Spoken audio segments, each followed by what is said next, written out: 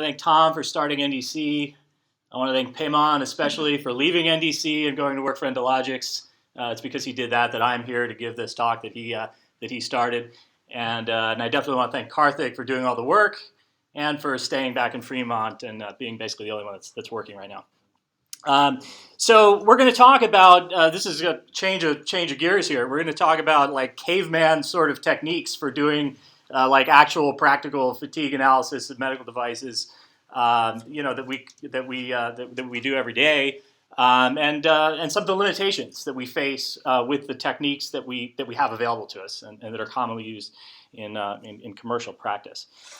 Just a quick note, you can download a PDF of this. It's already online. I'll show you this link again at the end if you care to have a copy. So first I'm going to talk about what you're going to take away from this, hopefully. So there's a lot to cover.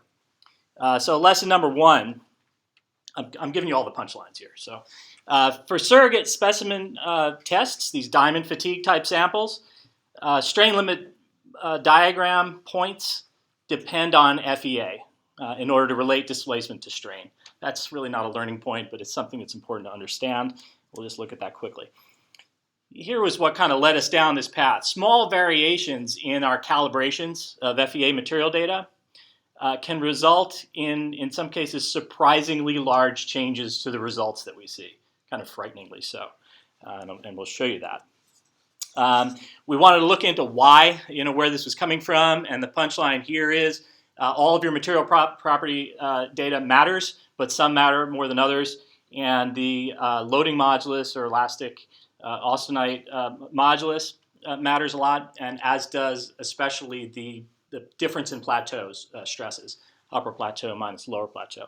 That really is a big driver when we look at strain amplitudes in particular. So another thing that we learned here is that very important to use multiple samples to calibrate your data.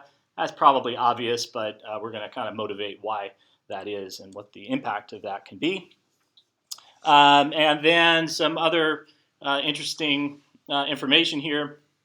Again, it may be obvious, but basically when we do these diamond samples, we see not a single strain. We target a single strain amplitude and mean strain, but we have a whole variety of strains that exist in that sample, and the implications of that can be confusing in some cases, and we'll see why. And then finally, just to tie back to Ali's talk from yesterday and other talks on pre-strain, that's a dimension that we hadn't thought of before, really, when it comes to this type of analysis, that it seems like it really matters, and we'll see what the implications of that are. Oh, acknowledgements. I also wanted to thank Alan for kind of getting us here in the first place. I don't know if I should thank him or blame him, but this should look familiar to many of you.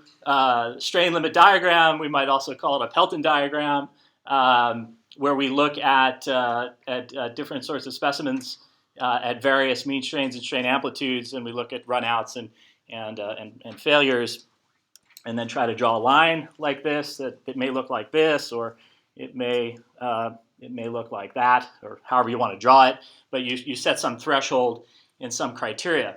And the thing that it may not be obvious here is that when you're doing these diamond samples, every one of these points, how does it get there? How does it get onto this chart? We don't go to the Instron or MTS, if you like, and program in a strain amplitude and mean strain. We have to do finite element analysis to figure out the displacements that we need to set where these points are. So what kind of behind this is that each one of these points has a source of error in it that comes from the FEA analysis. And again, just to highlight that point, there's lots of different ways that we can do testing to get these kind of results.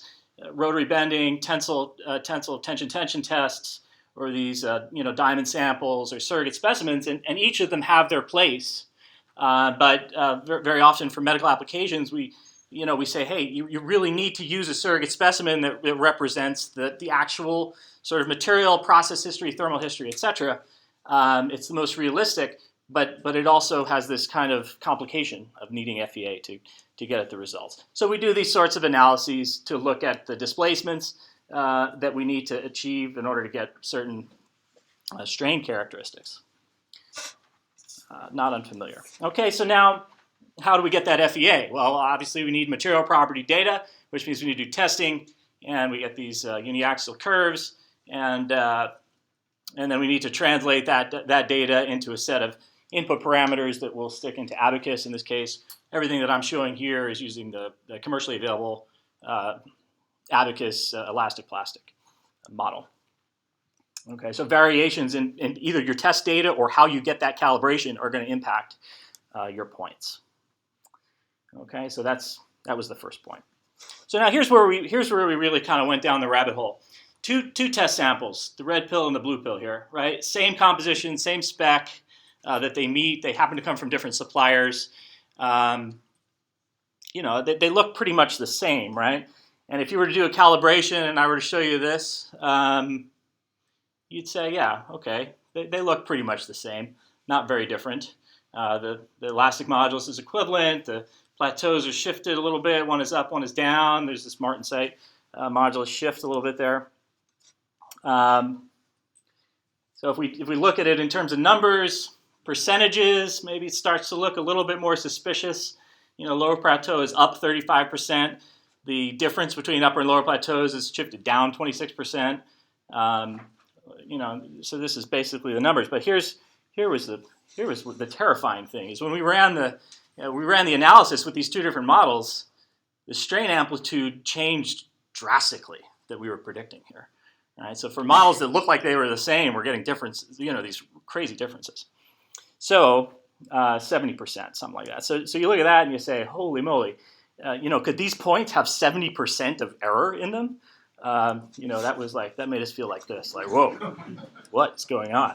Okay, so small variations in this calibration result in large changes to strain. All right, why? Why is that? We got to dig into this. So basically, two categories of suspects here: the model, which is the sensitivity of your results to the parameters, the numbers that we type in there, and then number two, they're related to each other, obviously, is the data itself. Like, are the materials different? Are the curves different, or something? All right, so first we looked at the model, and we ran like 12, more than 12 actually, but 12 plus simulations. We picked one target mean strain amplitude, in this case 3 plus minus 1, and basically we held everything fixed except for these different inputs, right? We varied these modulus and the plateaus and so on and so forth, and then we looked at different outputs. I'm really just going to focus on the strain amplitude. Got a bunch of data. Again, I'm not going to dwell on this. You can look at it later and download it, but those are the input parameters, and here's the output parameters, and you know, and you can see what the changes are. So you can start to see here the way that I highlighted them. The orange ones are the ones that went up the most, and the green ones went down the most, and you start to get an idea of which ones are most sensitive. So we took those results and fit a model to those, just a linear regression type of thing, so that we could basically get an equation out that says here's a strain for this condition. Here's a strain amplitude that we predict on the basis of these input parameters. And you look at a little chart here, and it shows you again the upper plateau minus lower plateau has the strongest influence, and the elastic modulus for austenite has, you know, similar high impact. All right, so we have this. So there's your third learning point. Results are especially sensitive to the loading modulus and the difference in plateau height. But what does that really mean, right? I mean, we know what these relationships are, but how much should we expect these input parameters to vary in reality, in practice? All right, so we went back, right? So the first curves that I showed you were real. You know, those were two curves that we took, and it led us to some confusion, and then, you know, you do what you do, which is you go get more data, right, see if you figure out what's going on. So we did multiple tensile runs, which is normal that we would do anyway, but we did n equals 5 for these two different lots, and we looked at the data, and then I also, I was going to ask for volunteers to repeat the calibration multiple times, but that's a really boring job, so I just volunteered to do it myself. Which I wouldn't recommend. I did use the little plugin that's available within Abacus to do that. So anyway, nice way to spend an afternoon. So we got a total of 50 UMAP parameter sets, okay, that kind of are organized like this, two lots, the top and the bottom, let's say. And then we can look at the variability within samples. We can look at the variability within lots. Really what I'm focusing on for this is just the variability between the two lots, lot 1 and lot 2. Again, a bunch of statistics, which I won't bore you with. We'll put all these in the paper when we get that together. But the upshot of it is, you see these kind of some big numbers here, right? It's kind of the difference between lot 1 and lot 2 in terms of the martensite or the unloading modulus down 29%, the lower plateau down 26%. But the factors that really matter, which is the upper plateau, lower plateau, was just 2%, and the loading modulus was just like 6%. So though some of the differences were large when we did all the statistics and actually did all the stuff, the impact on strain amplitude was a lot less than we were initially concerned about. So, we don't, in this case, have this like wild variation. It's kind of a plus or minus 5%. That's in this case. And that made us feel like, oh, relax. Okay. But the point is still here, right? Which is, you gotta kind of do your homework on this stuff. I think it's pretty routine to do multiple tension tests. The thing that may be less routine is to do multiple calibrations on that, but it's probably worth considering. Okay, on to the next point. So here's where I want to just kind of highlight this fact, right? That when we go ahead and do these surrogate samples, we're going to populate a strain limit diagram. Let's say we're going to decide which points that we want to investigate. And we'll pick them and we'll put them on the chart here, and then we'll go do some FEA to figure out what displacements we need to do in order to achieve those. Pretty standard. But the point is, we don't have just one point in that sample. We have all of these points, and the reality is that right here, in this area where it has the target, that has the target that we're looking for, that's like a tiny little volume. It's a little speck. Right, compared, the vast majority of the volume is seeing like nothing, and then there's this distribution of points that sees kind of like everything in between. But in any case, you look at this and you say, well, what's the most critical point in this sample? It's like that point there at the upper right. It's pretty straightforward. We can look at other cases. In this case, 3 plus or minus 1. We see a very similar thing. 3 plus or minus 2.5. Everything is like very normal. 6 plus or minus 1. Okay, what is going on here, right? So now we're puzzled, right? Because we're trying to target this value, and if we kind of just said, look, we're going to look at the most critical point where we know it is, and we see this, we say, okay, good. But if you go and look at all the points in your model, you find out that, well, geez, you've got this other stuff going on there. In terms of, there's no way that you can get this without getting that. Okay, so that's like, what is going on here? It's very weird. So let's keep going, though, and forge ahead. So now let's look at 7 plus or minus a half. And, okay, all right, that's cool. No problem there. But let's look at 7 plus or minus 1. Okay, we didn't change much here. I'm going to point out 7 plus or minus a half, 7 plus or minus 1. And now, like, whoa, this is like my point cloud has exploded, and I have no idea what to make of this. So the point here is, for certain conditions, you kind of can't solve this, and it's design specific, related to the specimen design itself, right? So this, if you need to get that, you need to somehow redesign your specimen in order to achieve that. Okay, so this is the point. If these were the 11 conditions that I wanted to target, I'm not testing 11 conditions. I'm testing all of these conditions all over this entire map here. Okay, so just be aware of that. All right, so there's the point. We see a wide range of stress and strain, and some of these conditions can't actually be achieved. Last point now. All right, and here I'm going to call back to Ali's talk yesterday, where we looked at this pre-strain effect. This is where things get really, things are going to get a little bit speculative here. I'm warning you, because we're just starting to really understand this. But Ali showed data where we looked at this 2% mean strain condition and looked at different pre-strains, 6, 9, 10, 11. and we see this impact in strain amplitude. So now, if we're gonna develop a strain limit diagram for some device, and we're going to do some surrogate thing, we're going to apply the maximum strain that the device is expected to see, right? So the data that we're going to be generating is going to be, for that high line, for the top one there. All right, but what we need to realize is that we have these other effects, and they're not insubstantial. I mean, what we showed here is that it's more than a 2x difference from the top to the bottom there. All right, so now I'm going to get a little bit speculative and say I don't know really if I were to recalculate this fatigue threshold at different levels of pre-strain. I don't know exactly what it would be, but it would have this type of trend here, where as I go up in pre-strain, this limit is going to go higher. Okay, so bear with me and just let's believe that for a moment, if you like.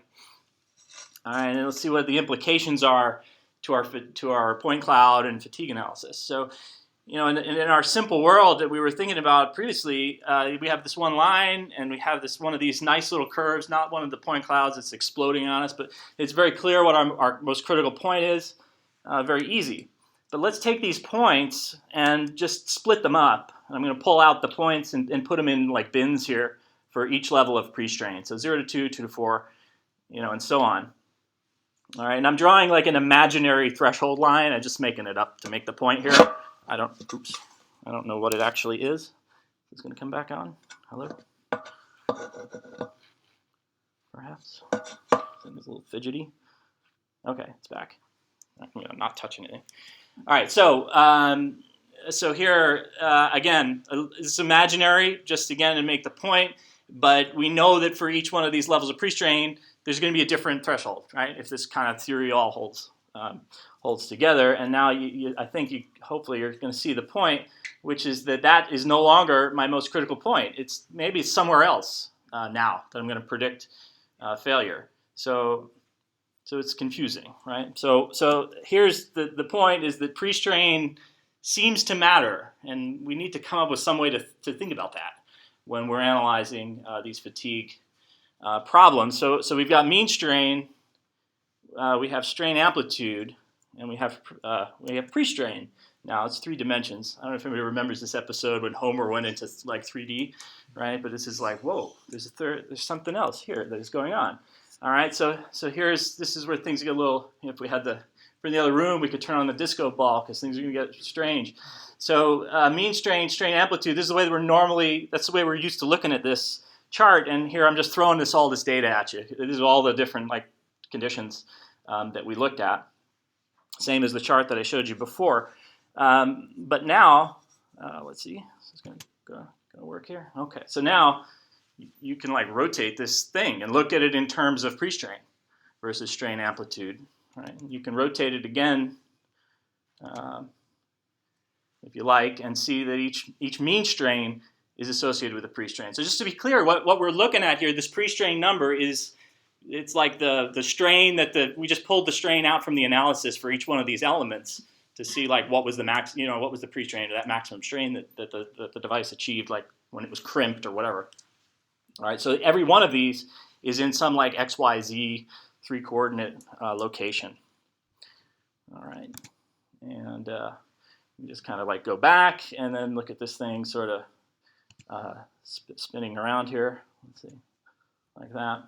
Okay, so this is complicated. Can't tell you that I could know exactly what to make of this, but there's something here, right? There's something that we hadn't thought of before, and that we're still trying to digest. Okay, so there's a lot happening. All right, so conclusion from that bit of it, we're beginning to kind of have an understanding that this fatigue criticality depends on not just 2 parameters, but at least 3.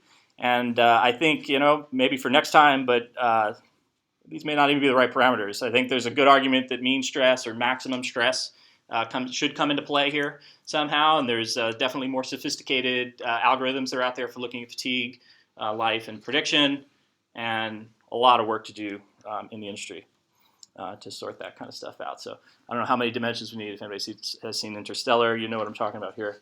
This is like the Tesseract or something. So there's the link again. So would love to hear your feedback if you have any thoughts on this. Thank you. Thank you. So very